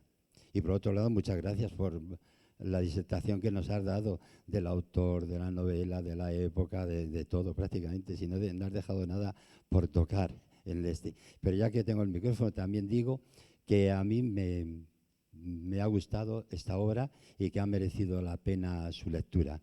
No la conocía, sí el nombre de José Rizal, pero yo la obra no la había leído, en definitiva. Pero desde el punto de vista formal del libro, a mí me parece que es muy interesante esta estructura de contradicciones en la que se va manifestando desde el punto de vista argumental y que le sirve para hacer todas las disertaciones que hace a lo largo del libro y sobre todo en los diálogos, en esas frases cortas que se está diciendo. Por ejemplo, empieza la novela. Claro, aquí cuando decimos empieza hay que hablar de 6 capítulos, o sea, todos cortos, como si fueran secuencias, entonces eso es así. Pero me parece a mí que empieza con una fiesta. La fiesta es muy interesante, nos cuenta muchas cosas, varios capítulos relacionados con ella y tal, pero Crisóstomo se marcha. ¿Y qué tiene en la cabeza? La contradicción. Su padre en la cárcel, que le da pie para otra serie de capítulos. Luego, por tanto, está muy bien pensado desde el punto de vista de esta contradicción. Y otra, están preparando la fiesta del pueblo. Entonces, se muestran todas las ideologías, los que son de moderados, los que son liberales, etcétera, y tal. Pero al mismo tiempo que tenemos detrás el montaje de la revolución, la contradicción nuevamente. Otra, se monta la fiesta en la casa de María Clara y todo muy bien, es una cena, tal, pero al mismo tiempo, ¿qué sucede? Contradicción. Intentar escaparse Elías y Crisóstomo. Yo digo que está muy bien estructurada, da la impresión de que estamos ante un novelista de rango, me parece. Y por otro lado, parece que son frases cortas, pero algunas veces no son frases cortas en las que nos da su ideología, que nos da, vamos, tal y tal, sino más bien parece que hace disertaciones. Pero cuando digo disertaciones de varias páginas, que me parece que estamos leyendo pues, a Thomas Mann, o que estamos leyendo a Dostoyevsky, en los hermanos Karamazov, cuando empieza a hablar de los hermanos Karamazov del mundo espiritual. Y nos encontramos 7, 15, 20 páginas. Aquí no llega tanto. Son menos páginas, pero hay disertaciones de este tipo. La disertación que tú has puesto de manifiesto de la enseñanza. Me da la impresión de que hablamos de grandes autores como son Dostoyevsky, Thomas Mann, La montaña mágica, todo el mundo espiritual que muestra cuando él está enfermo, pero que también Rizal lo tiene. Y lo digo esto porque Rizal casi es, bueno, muy anterior a Thomas Mann, pero también coetáneo, en cierta forma, cuando escribe su obra, Dostoyevsky. Por tanto, hay parte del realismo que estás mencionando, pero me da la impresión de que él también es creador de estas ideas. Me parece a mí que es así, no sé si tendrás tú la misma opinión. Bueno, y me callo. No, totalmente de acuerdo, totalmente de acuerdo.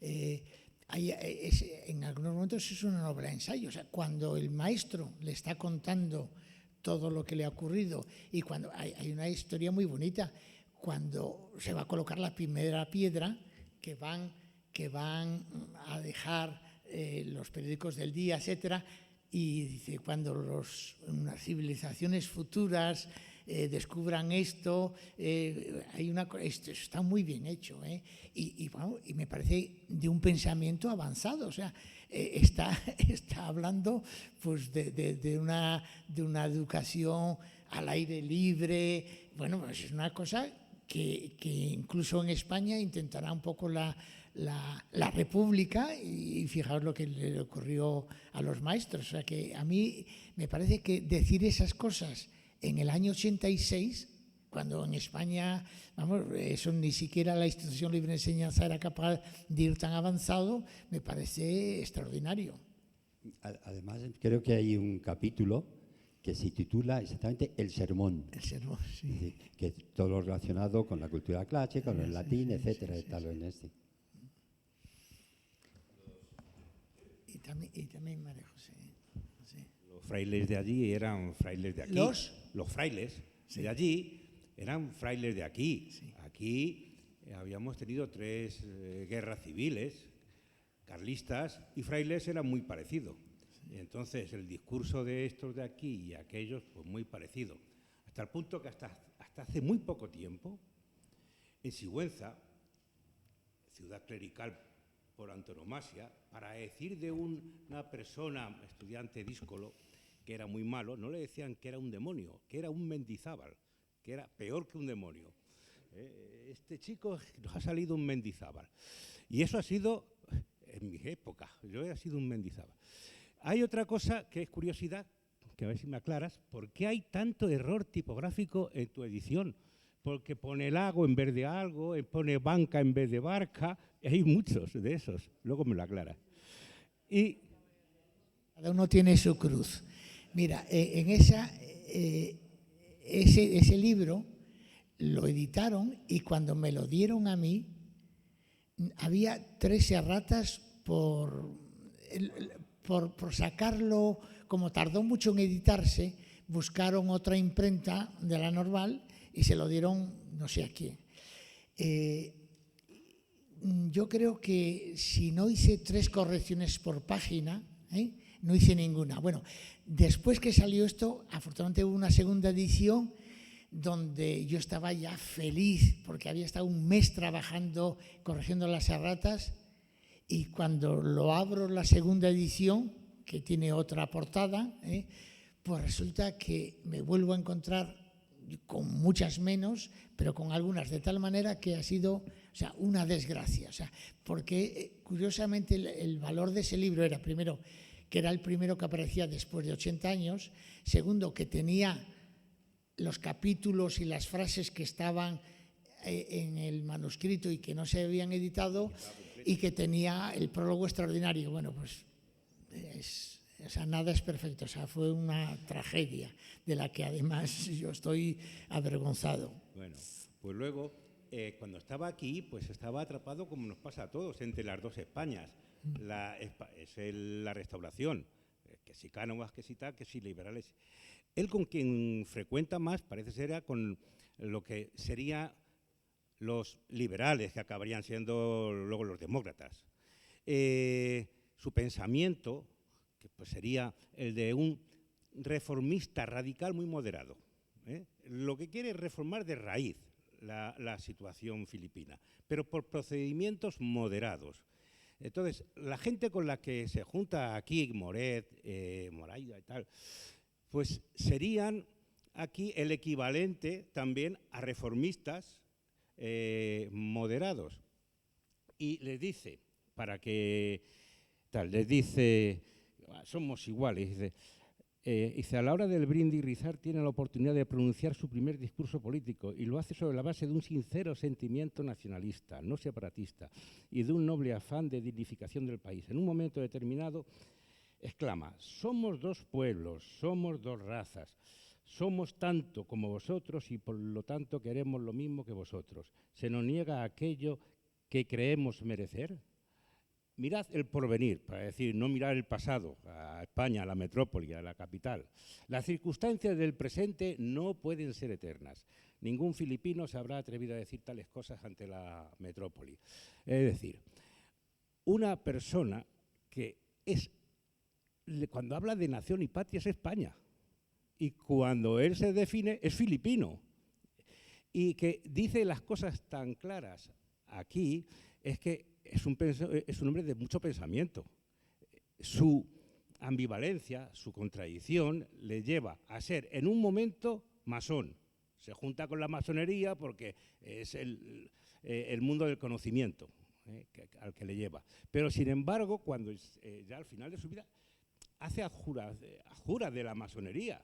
Pues, hay un discurso bonito de Unamuno en Salamanca cuando dice a Millán Astray, esa España que denostáis, la otra España, porque siempre estamos aquí entre las dos Españas, es tan España como la vuestra que defendéis, porque Rizal cuando muere rezando en español. Rizal para la gente esta, como cualquier intelectual, como cualquier pensador, como gritar contra la inteligencia. Muera la inteligencia, era el grito y muera Rizal. Pero Rizal es tan español como tú. Tal. Me ha encantado el libro. Unamuno, fíjate, Unamuno al analizar un poco el pensamiento de ese Rizal dice, Rizal, el soñador valiente, me resulta una voluntad débil e irresoluta para la acción y la vida. Su retraimiento, su timidez atestiguada 100 veces no son más que una forma de esa disposición hamletiana. Para haber sido un revolucionario práctico, le habría hecho falta la mentalidad simple de un Andrés Bonifacio. Fue, creo, un dubitativo. Es un dubitativo. Sí, primero, pues muchas gracias por la magnífica exposición. El libro a mí me ha parecido magnífico.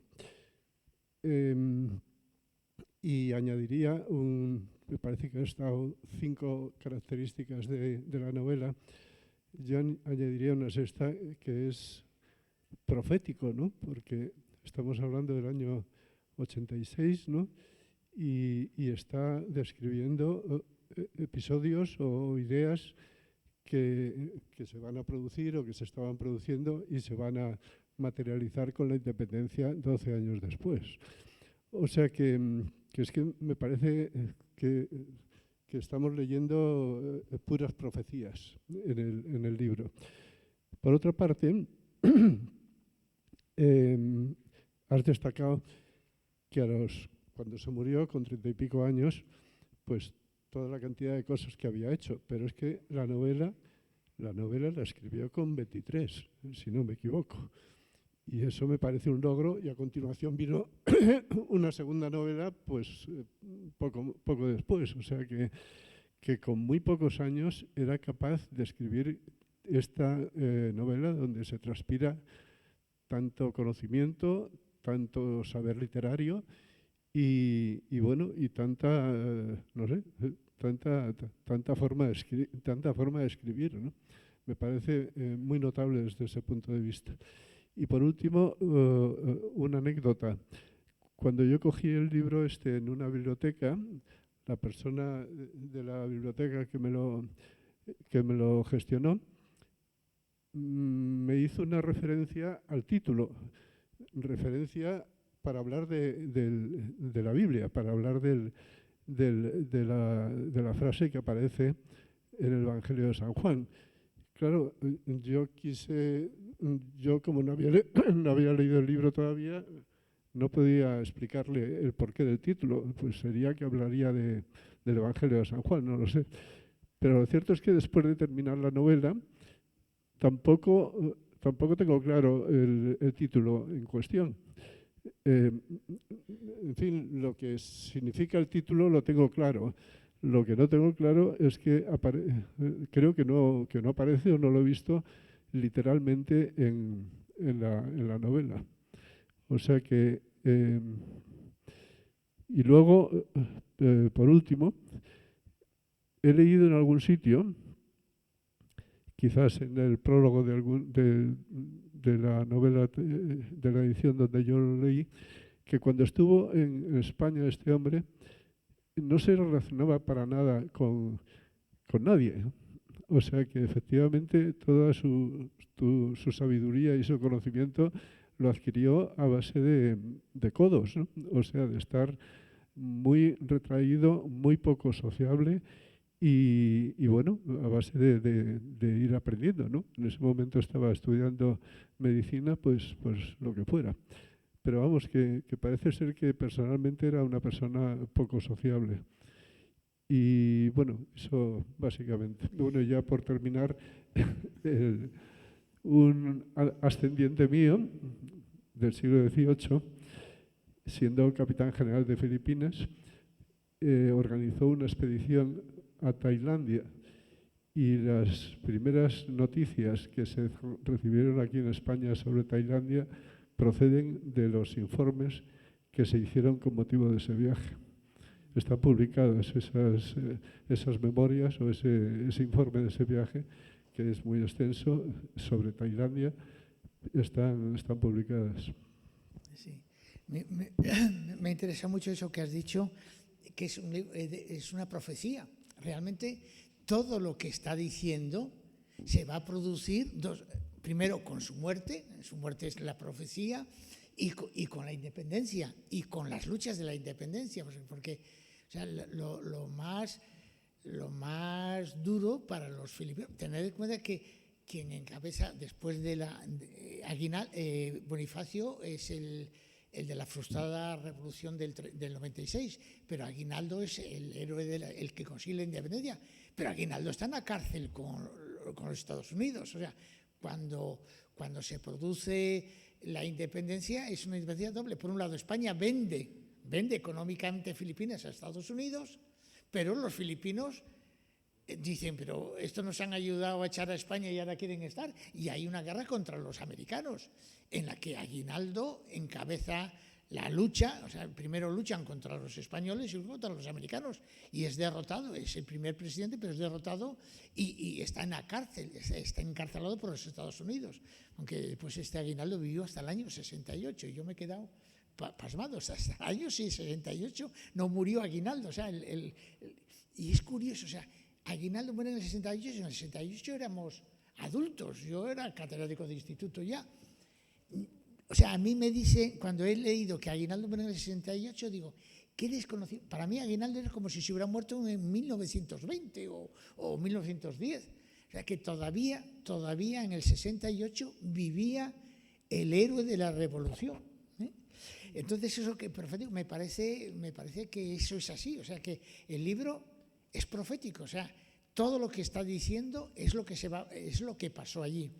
Hombre, en cuanto al título, en el título yo pienso un poco en eso que yo decía yo, de esa cierta pedantería o presunción, pero él dice, el libro contiene cosas que nadie había hablado, son las dedicadas que no pueden ser tocadas. O sea, él lo dice, en lo que a mí he intentado tocarlas. O sea, entonces, hay un cáncer filipino y él quiere tocar ese cáncer para curarlo. Digamos, esa sería la única explicación que él da en cuanto sobre el título. Que sea muy acertado o no, pues es muy curioso que, por ejemplo, yo he visto y tengo la edición francesa y una edición polaca y una edición inglesa. La edición polaca se titula Noli me tangere, la francesa es Ne touche pas. O sea, los franceses lo traducen en francés, pero los polacos y los ingleses lo hacen, respetan el título latino. Y si se me permite una última reflexión, es paradójico que España, después de estar 300 y pico años en Filipinas, pues no consiguió enraizar el español. De modo que, y digo paradójico porque hoy en día algunas o muchas de las empleadas del hogar que vienen de Filipinas vienen para enseñar a los niños el inglés. O sea que no saben español y vienen a las casas pudientes para enseñar a los niños el inglés. Sí, pero ya te dije, Estados Unidos lleva 5.000 maestros. Lleva 5.000 maestros cuando invade la isla. Y en España decía, es que es malo para el país, para la religión, que sepan español. ¿No? Claro, no había. Claro. Sí, ella...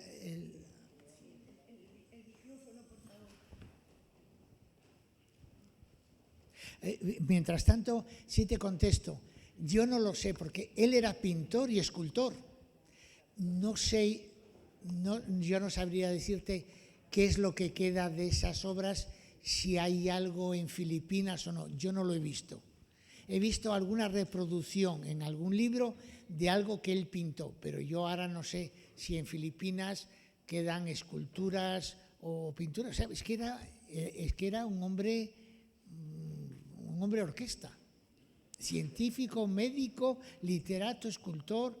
De hecho, aquí en Madrid, es verdad, es que, vamos a ver, alguien ha dicho, en España no se trató mucho con la colonia filipina, es que él estuvo decepcionado, porque la mayoría de los filipinos que venían a España eran gente rica y eran muy frívolos, venían aquí a gastarse el dinero, y él pues no congenió, aunque sí trató a algunos pintores, etcétera, pero él quedó un poco decepcionado de la frivolidad con la que la colonia filipina vivía aquí, porque eran muy ricos y venían aquí pues a divertirse.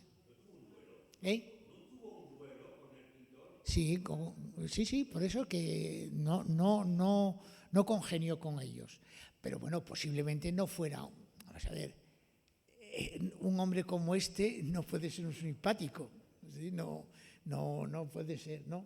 Yo creo que es natural que sea un hombre, es un hombre de pensamiento, vive obsesionado, no iba a ser un simpático de tertulias.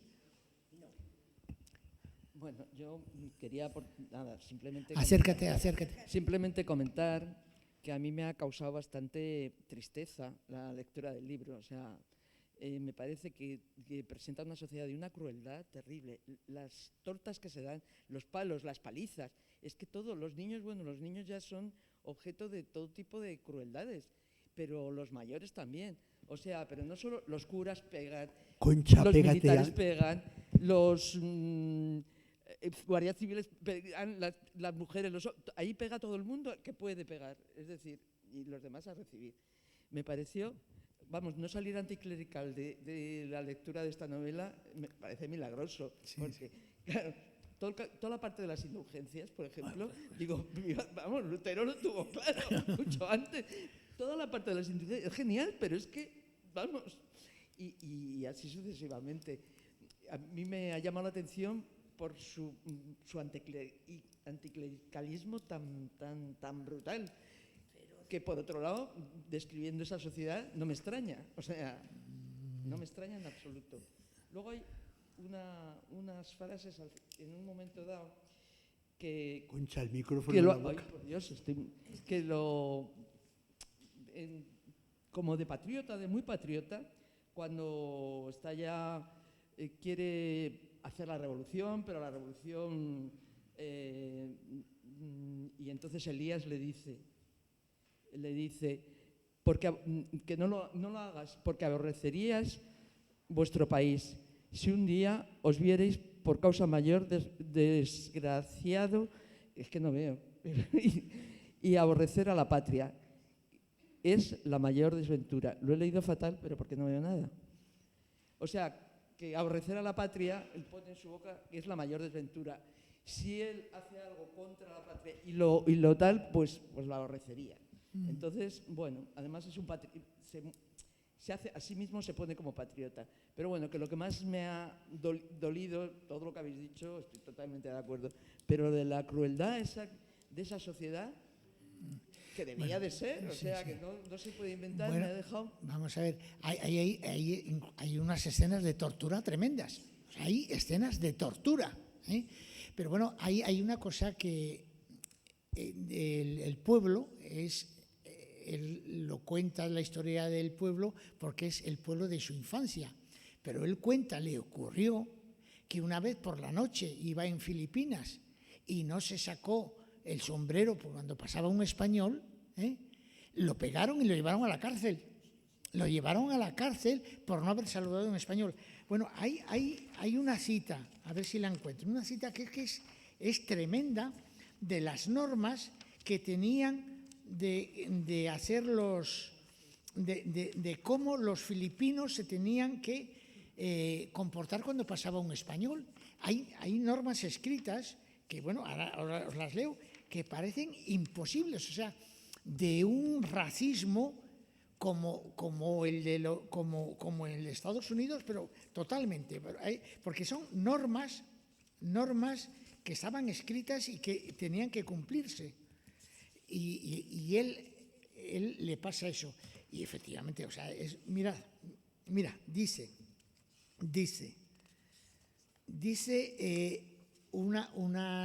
unas circulares a las autoridades. Viene observando este gobierno con la mayor extrañeza que los indígenas no solo no saludan a los españoles peninsulares que encuentran a su paso en la vía pública, sino tampoco tributan ese homenaje de consideración y respeto a las personas constituidas en autoridad o que por sus funciones pertenecen a la administración pública. Considerando que esta falta de respeto envuelve una censurable ingratitud por parte del indio hacia los descendientes de los hombres ilustres a quienes deben su educación moral y religiosa y los beneficios de su actual civilización, y teniendo en cuenta las facultades que me concede el artículo 610 del título 5 del Código Penal vigente en estas islas, he acordado lo siguiente. 1. Primero, todo indio, sea cualquiera su clase y posición social, al encontrarse en la vía pública o con funcionarios investidos de una autoridad, sea gubernativa, judicial, eclesiástica o administrativo, se descubrirá en prueba de respeto. Segundo, de igual manera y como prueba de consideración, se descubrirá al paso de todos los españoles peninsulares. ¿No? De todos. Tercero, los infractores de esta disposición serán castigados con la multa de 5 pesos o, en caso de insolvencia, con la prisión subsidiaria equivalente y destino a los trabajos públicos. Cuarta, publicará usted por bandillo durante 3 noches consecutivas en dialecto del país las prescripciones contenidas en el presente orden para generar conocimiento. Es decir, que tenía, o sea, era un sistema de apartheid, o sea, un sistema de... Y yo creo que esa es una de las... constantemente esto está... esa injusticia no solo religiosa sino política, digamos que esa crueldad es tremenda, o sea, es que es tremendo, o sea, cómo pega. De hecho, en la escuela justamente no quieren al maestro porque no les pega, pero vamos, la sangre con con sangre entra, la letra con sangre entra, la hemos vivido casi algunos en la posguerra, y una de los fracasos, o sea, de las cosas por las que hubo lo que hubo en el 36 era contra los maestros, contra la enseñanza republicana.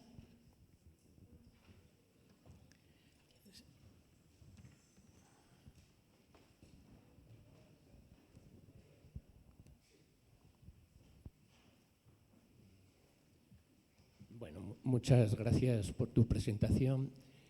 Pensé que iba a salir este tema y por eso no había intervenido antes, pero la parte humorística del libro quería reseñarla, porque desde luego el matrimonio que forman el alférez y su señora, los esposos Saldaña, me parece que son, y el Primitivo que aparece hablando, Espadaña, sí, y el Primitivo que aparece hablando todo en latín, me parecen de un humor increíble en una novela así, que más que una pregunta, la reflexión es que yo empecé a leer la novela, me parecía muy deshilachada.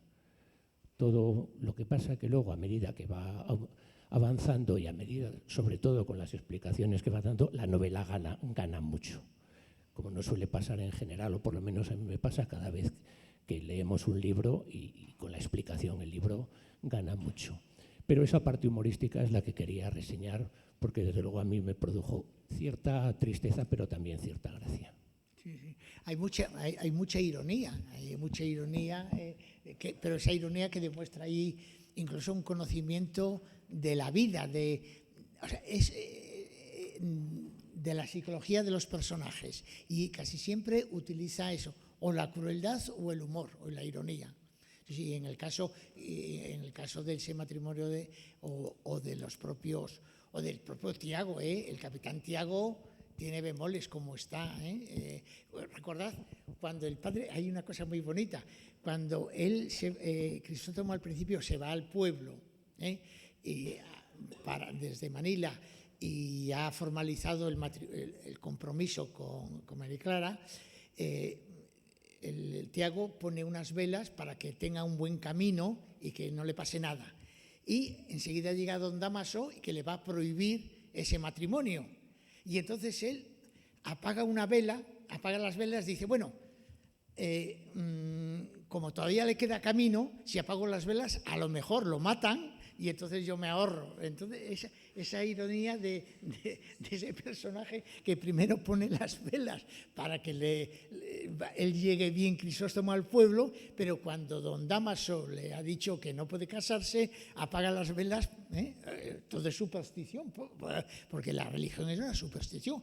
Hay un momento dado en que Tasio hace una reflexión sobre el sentido de la religión extraordinaria, pero vamos,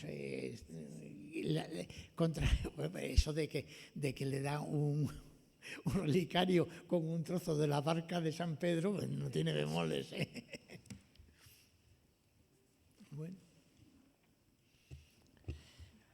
Bueno, muchas gracias a todos por la participación, pero tengo unas cositas que deciros antes de eso. Bueno, lo primero es que yo no quería intervenir al principio por dejar que hablarais vosotros.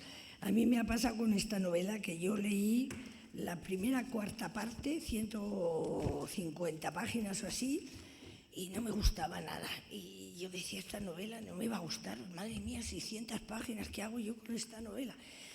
Y tal, pero ya se me habían metido dentro un poco los personajes, porque luego después la dejé unos días, la cogí una semana después y luego ya no me pude separar. O sea, luego ya se te van metiendo las cosas, vas analizando, vas viendo las ironías, vas viendo lo que te interesa, lo que no.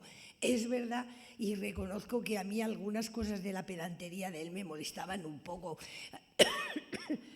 aunque fuera Voltaire al que citaba y etcétera, que podía estar muy de acuerdo, pero es una novela que por lo menos a mí al final del todo yo creo que me va a dejar que pensar muchísimo. Estoy muy imbuida de todo lo que nos ha contado, de los personajes, de cómo vivían, de qué sociedad era, del anticlericalismo que no se podía no tener, es que era imposible, porque vamos, era una cosa espantosa. Bueno, me voy a callar porque quiero que terminemos.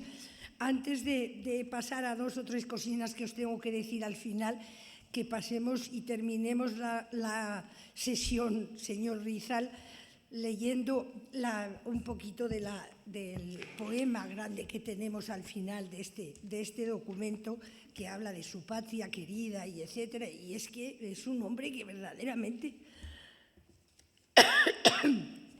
que era capaz de escribir cosas preciosas acerca de su patria. Solo, fijaos, lo escribe la víspera de ser ejecutado. Sí, sí. O sea, en esa noche, después de escribir esas cartas tan emotivas que os he puesto y que espero que las hayáis leído, si no, leedlas a su padre, etcétera, o sea, el día siguiente le condenan y él escribe este poema que todos los filipinos lo saben de memoria, aunque no sepan castellano. Los niños filipinos en la escuela se les enseña este poema, aunque no sepan castellano. Que dice: adiós, patria adorada, región del sol querida, perla del mar de oriente, nuestro perdido Edén. A darte voy, alegre, la triste, mustia vida. Y fuera más brillante, más fresca, más florida, también por ti la diera por tu bien. En campos de batalla, luchando con delirio, otros te dan sus vidas, sus dudas, sin pesar. El sitio nada importa, ciprés, laurel o lirio, cadalso o campo abierto, combate o cruel martirio. Lo mismo es si lo piden la patria y el hogar. Yo muero cuando veo que el cielo se colora y al fin anuncia el día tras lóbrego capuz. Si grana necesitas para teñir tu aurora, vierte la sangre mía, derrámala en buena hora y dórela un reflejo de su naciente luz. Mis sueños, cuando apenas muchacho adolescente, mis sueños cuando joven, ya lleno de vigor, fueron en verte un día, joya del mar de oriente, secos los negros ojos, alta la tersa frente, sin ceño, sin arrugas, sin manchas de rubor. En sueño de mi vida, mi ardiente vivo anhelo, salud, te grita el alma que pronto va a partir.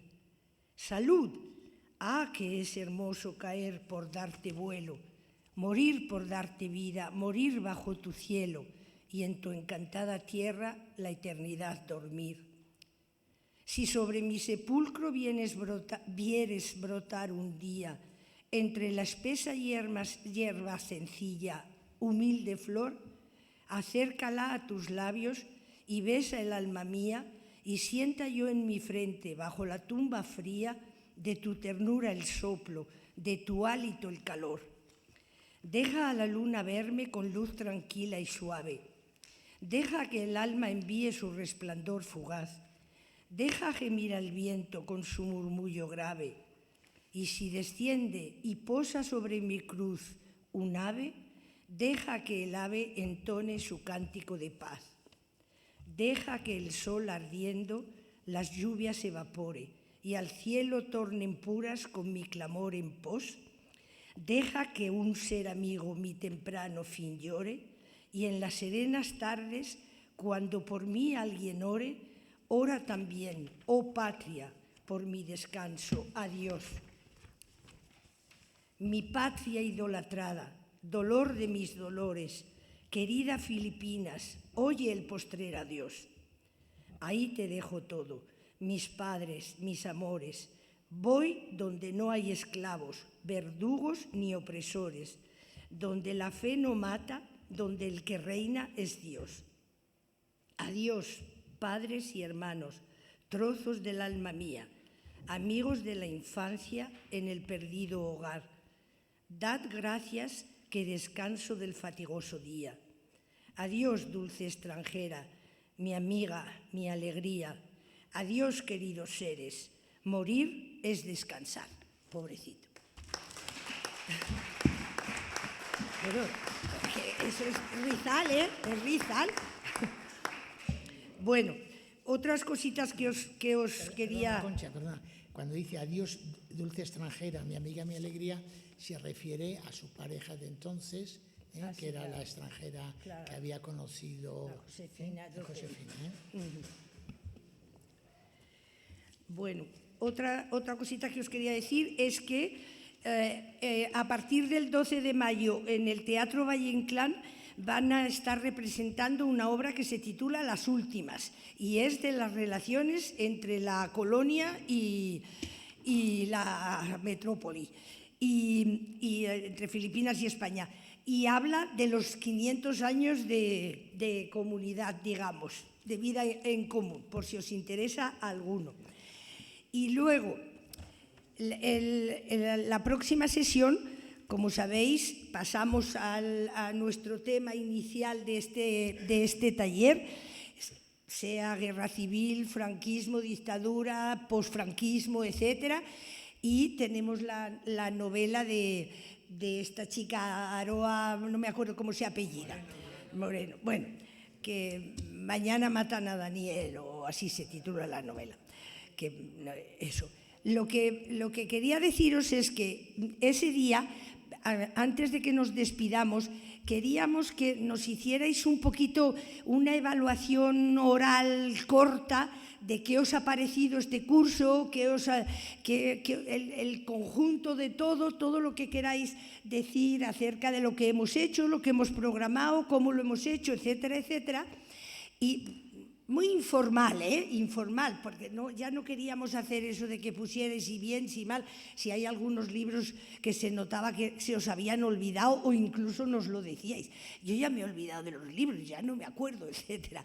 No es eso, es un poco la visión global y sobre todo que os planteasen seriamente lo de participar en el taller, participar pues haciendo una presentación de un libro como ha ocurrido hoy, por ejemplo, con José Manuel, y como ya está previsto que intervenga José Luis Sanz para Tirano Banderas. Él ya lo está preparando y lo va a hacer y es el segundo libro que vamos a leer en el año próximo, en el curso próximo. Tenéis una idea de los libros que os lo mandamos más bien por error un día, pero que está muy bien. Miradlo de todas maneras y si os ocurren otros libros no dejéis de decírnoslo. Siempre os lo decimos, dadnos ideas, no sé, proponer otras cosas vosotros, porque podéis conocer cosas súper interesantes que no conozcamos nosotros y que le interesen a todo el mundo. Así que, por favor, eso, prepararos un poquito una evaluación, aunque sea mínima, 2 frases, 3 frases, pero que nos den ideas y vuestra mayor participación, ¿ok? No nos estamos despidiendo, nos queda junio, Nos queda junio.